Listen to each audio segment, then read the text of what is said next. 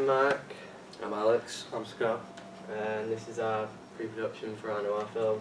Alex made this picture. It was just sort of a practice thing, getting an idea of Noir over the years and stuff, starting from the 40s up to wherever it is now. Noir, kind of neo-noir. Yeah. Okay, so name and logo. Greg Studios, because we all love Greg's. Right, the name of the film is called Shallow Graves, so it's about, well, you read the synopsis in a minute, but they dig grave diggers, but some of the characters are quite shallow as well, so it kind of like the name ties in with the actual film itself. The synopsis of the film is Valerie and Fletcher, siblings who become obsessed with the idea of starting a new life, and all their plans go south when Valerie's personal relationship with their dealer ruins their plans because he starts getting investigated by the police, which is when you meet the two detectives. The scene is basically they start off digging graves, everything's kind of fine. You see that Valerie's not really doing any of the hard work, and you see that she's kind of sly in a way. Then they meet their dealer called John Doe, who you don't really get to see. And you can see that Valerie and John Doe kind of have a secret relationship going on. And John Doe says there's more money in taking body parts than there is robbing jewellery from graves. So they start doing that instead, which is when the police start investigating John Doe.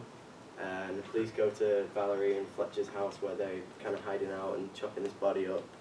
And they panic and then they get caught. And right at the end you see that, what's his name? Valerie is walking off with John Doe because John Doe paid one of the corrupt detectives, paid him off so they don't get caught anymore.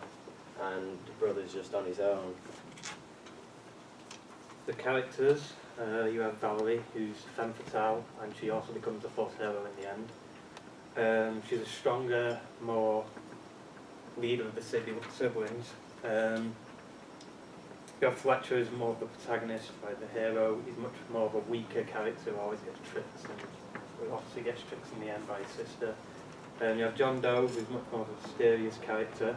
You don't really get to see him because he's always in the dark. And we switched it up with the detectives because usually they're the heroes of the story, but for this one they're the villains. You have the good one, who just abides by the rules, and you have the corrupt one, who basically is known for making bad deals with criminals. Right, so the costumes. So for Valerie, she's got it's much cleaner. She's got very nice clothes and stuff compared to Fletcher, whereas Fletcher does all the dirty work, digging up graves, just basically doing whatever Valerie tells him to. The dealer, John Doe, you don't get to see him as he says. It's more of a silhouette, but you can tell what he's wearing. His broad shoulders. He's got a suit on, a fedora, of course. Detectives, standard, because they're not the main focus they're not the protagonist of the film, so there's less focus on the detectives, so it's just standard suit and tie type stuff for detectives, and yeah, that's about it for the costumes. For the locations, we're going to use lights, gel lights, just to get the feeling of them digging a grave in the dark. Muddy field, basically for the grave digging.